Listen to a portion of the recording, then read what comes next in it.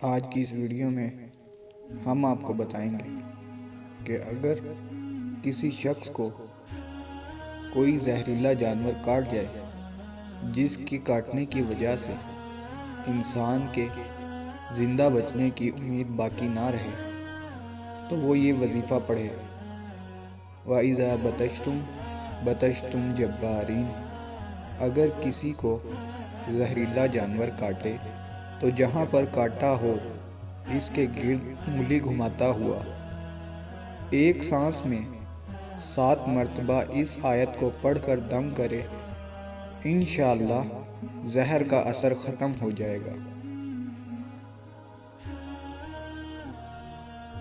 अस्सलामु अलैकुम वरहमतुल्लाहि वबरकातुहू।